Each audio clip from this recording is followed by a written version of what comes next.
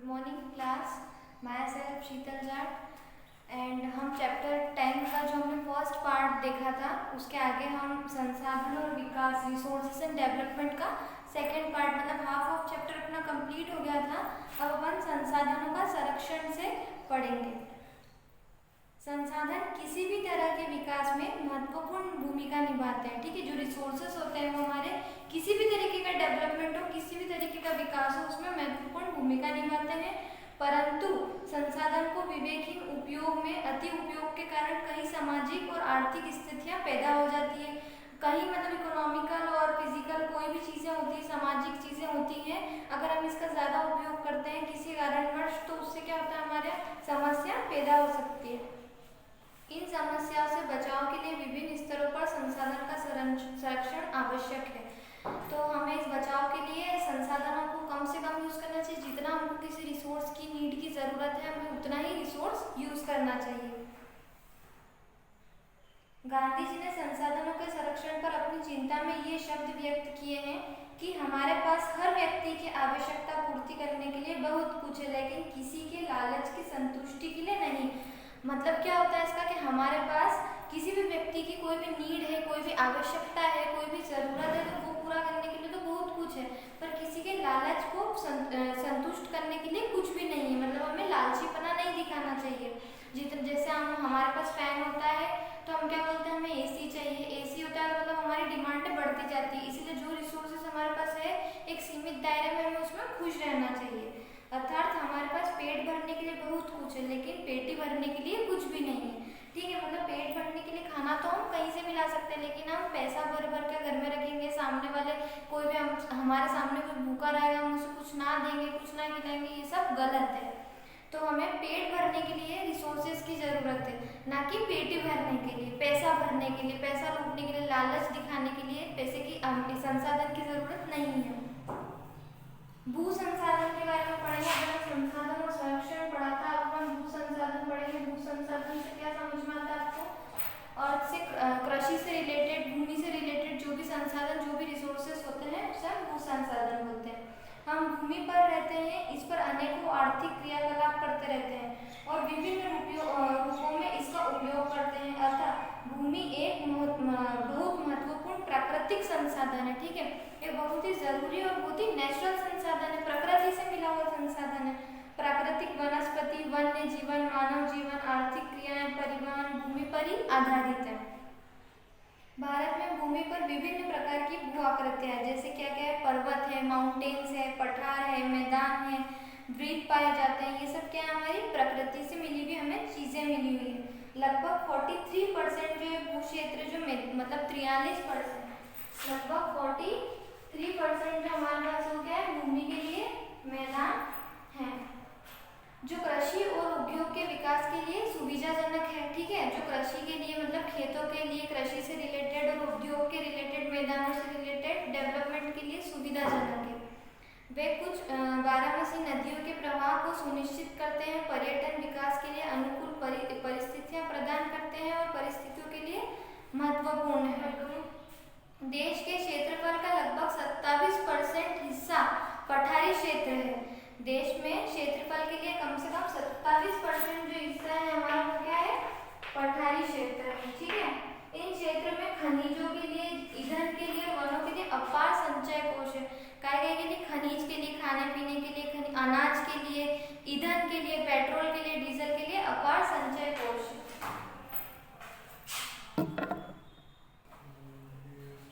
अब अपन एक डायग्राम से समझ लेते हैं इसमें।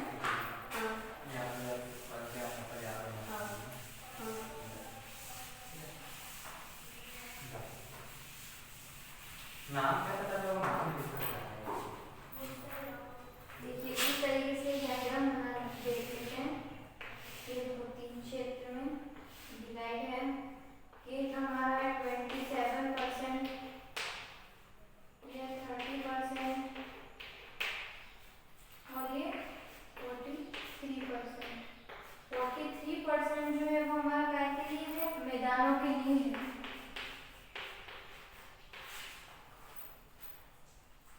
30% काय के लिए, पर्वत, माउंटेन्स, ये सब चीजें इसके लिए।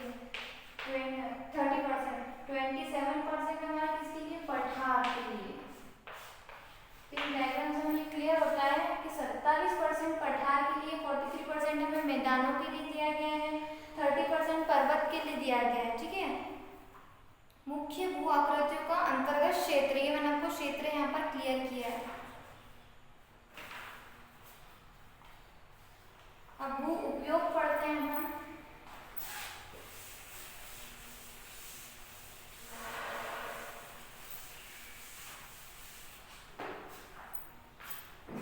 भू संसाधनों का उपयोग निम्नलिखित उद्देश्य से किया जाता है। वन, ठीक है, सबसे पहले तो क्या आता है, वन, जंगल, भूमि का उपयोग सबसे पहले तो वन के लिए किया गया है। फिर काय के लिए किया गया, गैर कृषि प्रयोजनों में लगाई गई भूमि, जैसे इमारतें हैं, सड़क है, उद्योग है आदि है, इन सब चीजों में किया गया है। स्थायी चारागाह और अन्य गोचर भूमि के लिए किया गया है। विविध पशु और फल फूलों के लिए, उपवनों के लिए, जो शुद्ध बोए गए क्षेत्र में शामिल नहीं है, मतलब जो जंगलों में जो फसलें उगती है और जो भूमि होती है, वृक्ष होते हैं, पेड़ पौधे होते हैं, उनके लिए किया गया है। शुद्ध बोया गया क्षेत्र, एक कृषि वर्ष में एक बार से अधिक बोए गए क्षेत्र को शुद्ध बोए गए क्षेत्र में अगर जोड़ दिया जाता है तो वह सफल कृषित क्षेत्र कहलाता है। मतलब अगर एक साल में एक वर्ष के अंदर अगर हम एक बार से अधिक बार खेती कर लेते हैं तो, और अगर उसे हम बोए गए क्षेत्र के साथ जोड़ देते हैं तो वो हमारा सफल कृषि क्षेत्र कहलाता है। ठीक है, अब भारत में भू उपयोग प्रारूप पढ़ते हैं। भू उपयोग को निर्धारित करने वाले तत्वों में भौतिक कारक जैसे भू आकृति, जलवायु, मृदा मतलब मिट्टी है ना, तथा मानवीय कारक जैसे जनसंख्या, घनत्व, प्रौद्योगिक क्षमता, संस्कृति और परंपरा इत्यादि, मतलब टेक्नोलॉजी, संस्कृति है, परंपराएं हमारी इत्यादि, ये सब कुछ क्या है, शामिल है। भारत में कुल भौगोलिक क्षेत्रफल कितना है, 32.8 lakh, 32.8 lakh,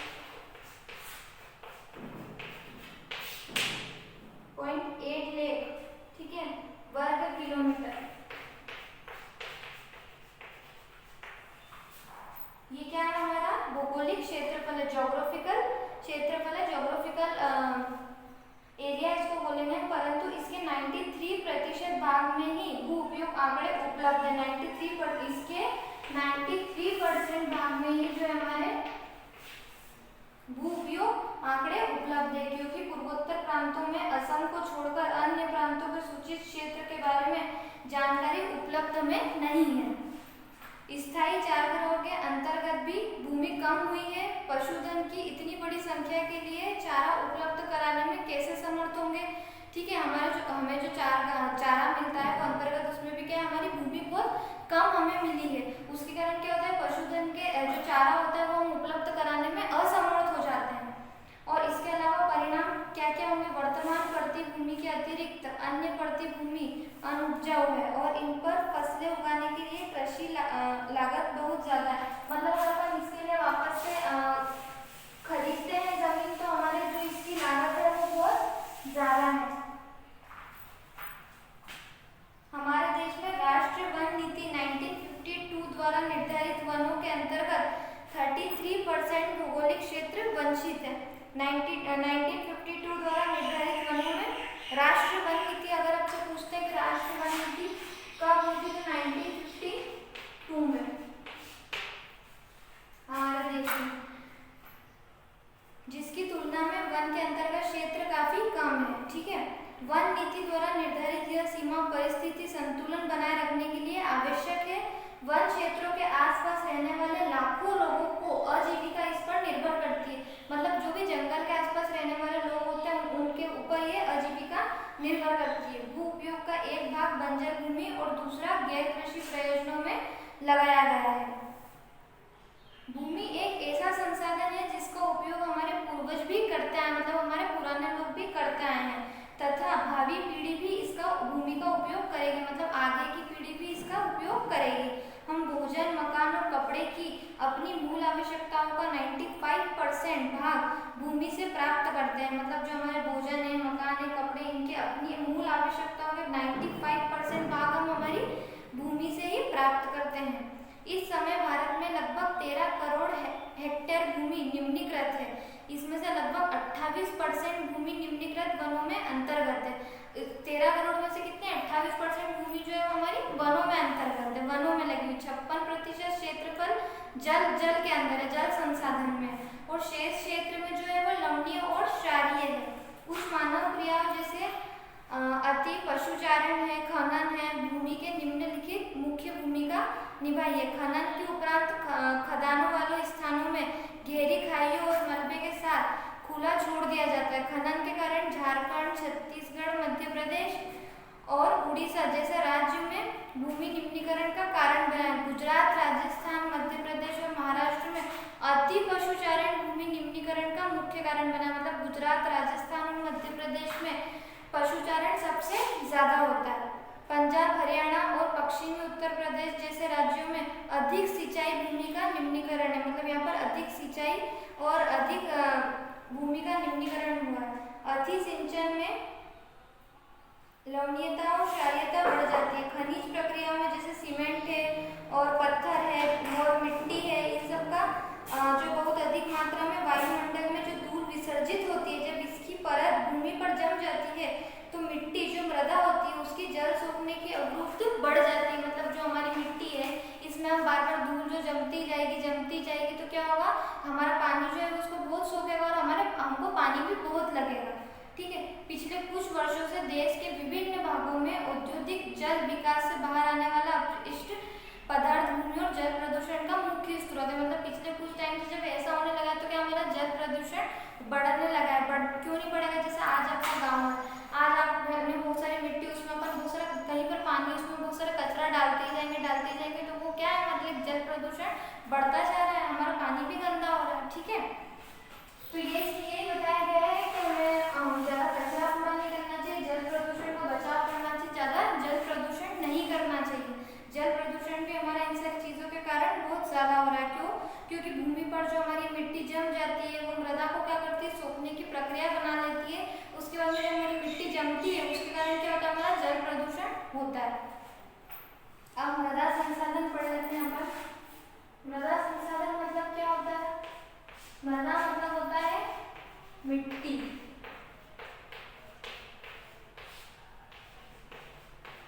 soil resources, English में बोलेंगे इसको सॉइल रिसोर्सेज, मृदा संसाधन। मिट्टी सबसे महत्वपूर्ण नवीनीकरण योग्य प्राकृतिक संसाधन है। क्या है ये? सबसे नवीनीकरण योग्य है, मतलब एक नेचुरल रिसोर्सेज है मिट्टी भी हमारे लिए, एक प्राकृतिक संसाधन है। यह पौधों के विकास का माध्यम है जो पृथ्वी पर विभिन्न प्रकार के जीवों का पोषण करती है। मिट्टी है वो एक क्या जीवन तंत्र है। कुछ सेंटीमीटर गहरी मृदा बनने में लाखों वर्ष लग जाते हैं। मृदा बनने की प्रक्रिया में जनक शेल अथवा शेल, जलवायु, वनस्पति और अन्य जैव पदार्थ और समय मुख्य कारक है। प्रकृति के अनेकों तत्व जैसे तापमान परिवर्तन, जल की क्रिया, पवन और अपघटन क्रियाएं, ये सब मिट्टी को प्रक्रिया करने में योगदान करती है। अपन इसका एक बार डायग्राम समझ लेते हैं।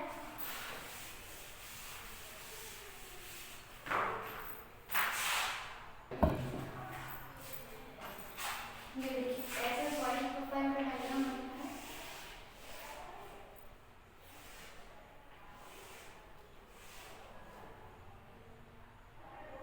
ये सबसे ऊपरी स्तर की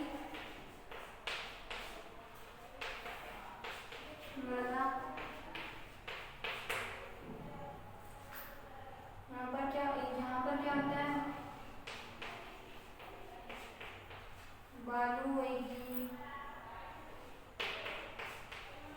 गाद होगी, चट्टान होगी, अस्थलीय आधारी चट्टान। यहाँ पर अस्थलीय चट्टान जो हीरी चट्टान होती है ना, जो मतलब ऊपरी सी होती है, वो यहाँ पर वर्गीय चट्टानें होंगी। ठीक है, यहाँ अपक्ष रहित आधारी चट्टानें होंगी।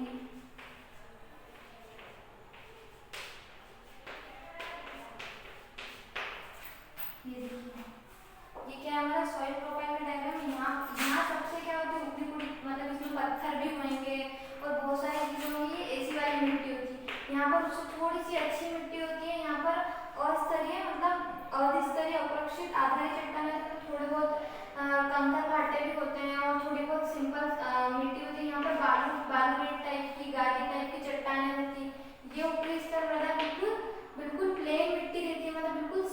मिट्टी रहती है, ठीक है। 4 तरीके की मतलब प्रोफाइल में मिट्टियाँ होती है, ये अपन ने देखा, ठीक है। अब अपन इसका वर्गीकरण कर लेते हैं, इसका एक्सप्लेनेशन पढ़ लेते हैं।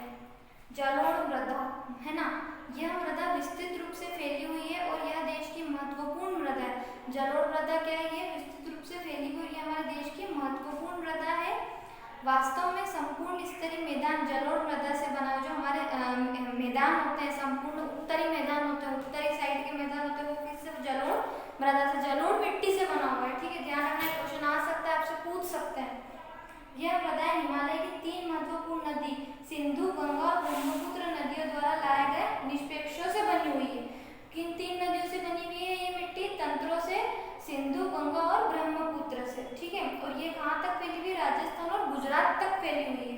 पूर्वी तटीय मैदान विशेषकर महानदी, गोदावरी, कृष्णा और कावेरी नदियों के डेल्टे भी जलोढ़ मृदा से बने हुए हैं, ठीक है। जो पूर्वी तट अपन बात करते हैं, ईस्ट साइड से बात करते हैं, ईस्ट साइड के जो मैदान है वो भी महानदी जो है वो गोदावरी, कृष्णा और कावेरी नदियां जो है वो भी क्या, जलोढ़ मिट्टी से ही बनी हुई है, ठीक है। जलोढ़ मिट्टी में रेत होती है, सिल्ट होती है, मृत्तिका के विभिन्न अनुपात पाए जाते हैं। जैसे हम नदी के मुहाने से घाटी के ऊपर की ओर जाते हैं, मृदा के कणों का आकार बढ़ता है। नदी घाटी के ऊपरी भाग में जैसे ढाल, भंग के समीप मोटे कण वाली मृदाएं पाई जाती है। ऐसी मृदाएं पर्वतों की तलहटी पर बने मैदानों जैसे चो क्षेत्र और तराई के आमतौर पर पाई जाती है, ठीक है। जलोढ़ मृदाएं बहुत उपजाऊ होती है। अधिकतर जलोढ़ मृदाएं जो होती है वो फास्फोरस और चूनायुक्त होती है, जो इनके गन्ने, चावल, गेहूं और अन्य अनाजों में भी खेती के उपयुक्त में काम आती है, ठीक है। ये अपन ने जलोढ़ मिट्टी के बारे में पढ़ा। अब अपन काली मिट्टी के बारे में पढ़ते हैं, काली मृदा के बारे में पढ़ते हैं। इन मृदाओं का रंग काला होता है और जिन्हें रेगर मृदाएं भी कहा जाता है, इन्हें रेगर मिट्टी भी कहा जाता है। काली मृदा कपास की खेती के लिए उचित समझी जाती है, जो कपास की रुई की खेती होती है उसके लिए बहुत उचित समझी जाती है। और काली कपास मृदा के नाम से भी जाना जाता है, इसे काली कपास मृदा के नाम से भी जाना जाता है। यह माना जाता है कि जलवायु और जनक शैलों ने काली मृदा के बनने में महत्वपूर्ण योगदान दिया है। काली मृदा बहुत महीन कणों के मृत्तिका से बनी हुई होती है। इनकी नमी धारण करने की क्षमता बहुत होती है।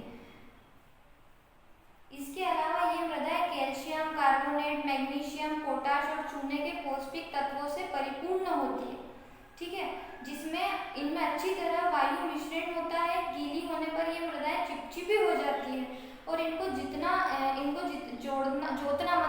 मतलब क्या, खेती करना इनसे बहुत मुश्किल होता है। इसीलिए इनकी जुताई मानसून प्रारंभ होने के पहले से बौछार से ही शुरू कर दी जाती है।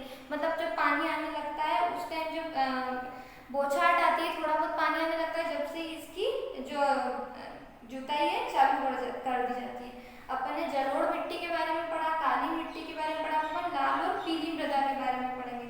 लाल मृदा ढक्कन पठार के पूर्वी और दक्षिणी हिस्सों में रवेदार अयोग्य चट्टानों पर कम वर्षा वाला भागों में विकसित हुई है। लाल और पीली जो मिट्टी होती है वो उड़ीसा, छत्तीसगढ़, मध्य गंगा मैदान के दक्षिण छोर पर और पश्चिमी घाट के पहाड़ियों पर पाई जाती है, ठीक है। इन मृदाओं का लाल रंग रवेदार, आरोग्य और रूपांतरित चट्टानों में लोह धातु के प्रसार के कारण होता है। मतलब बहुत गर्मी पड़ती है वहाँ पर और बहुत लोह बहुत बरसता है, उसके कारण क्या रहती है, मिट्टी हमेशा लाल मिट्टी रहती है, ठीक है। अब अपन पढ़ेंगे मरुस्थलीय मृदा। मरुस्थलीय मृदाओं का रंग लाल और भूरा होता है। ये मृदाएं आमतौर पर रेतीली और लवणीय होती है। जो रेती की होती है ना, राजस्थान में रेत होती है, उस टाइप की रेतीली मिट्टी होती है। कुछ क्षेत्रों में नमक की मात्रा इतनी अधिक होती है कि झीलों से जल वापसी करके खाने में नमक भी बनाया जाता है। शुष्क जलवायु और उच्च तापमान के कारण जल वाष्पन दर अधिक है और मृदाओं में नमी की मात्रा कम होती है। मतलब इनमें क्या होता है, यहाँ पर नमक की मात्रा बहुत अधिक होती है और यहाँ पर नमक भी बनाया जाता है, ठीक है। यहाँ पर कैल्शियम की मात्रा बहुत बढ़ती चली जाती है और नीचे की परतों में चूने के कंकर की सतही पाई जाती है। इसके कारण मृदा में जल अतः इनफिल्ट्रेशन अवरुद्ध हो जाता है। इस मृदा को सही तरीके से सिंचित करके कृषि योग्य बनाया जा सकता है, जैसे कि पश्चिमी राजस्थान में हो रहा है, मतलब वेस्ट राजस्थान में हो रहा है जिस तरीके से, ठीक है। अब वन मृदा पढ़ लेते हैं, वन की मिट्टी पढ़ लेते हैं। ये मृदाएं आमतौर पर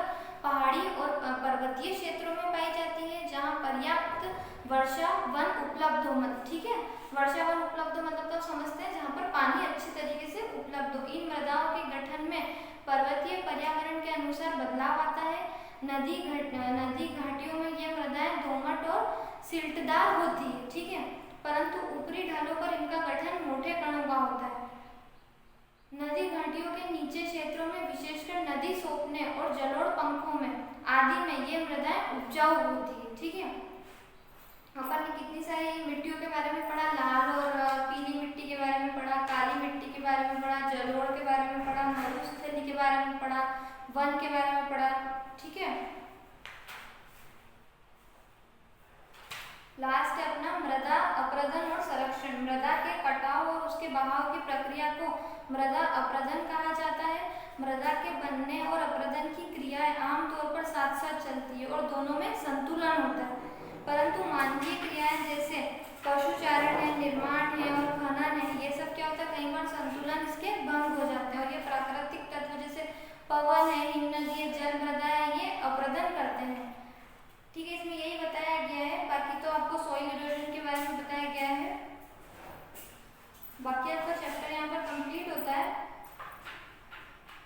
बाकी मैंने आपका पूरा चैप्टर कवर करवा दिया है। फर्स्ट चैप्टर जो अपना संसाधन और विकास था वो अपना चैप्टर यहाँ पर पूरा क्लियर होता है। इसमें अपन ने सबसे पहले स्टार्टिंग से क्या क्या पढ़ा मैं आपको एक बार रिवाइज कर देती हूँ। अपन ने सबसे पहले सारे संसाधनों के बारे में पढ़ा है, ठीक है। प्राकृतिक मानवीय क्या होते हैं, नवीनीकरण योग्य क्या होता है, अनवीनीकरण क्या होता है, उसके टाइप्स क्या होते हैं वो पढ़ा है। संसाधनों के प्रकार पढ़े हैं सारे, फिर संसाधनों का विकास पढ़ा है, फिर संसाधन नियोजन पढ़ा है। उसके बाद में अपन ने आज संरक्षण पढ़ा है, भू संसाधन पढ़ा है, उसके उपयोग पढ़े हैं, उसके प्रारूप पढ़े हैं।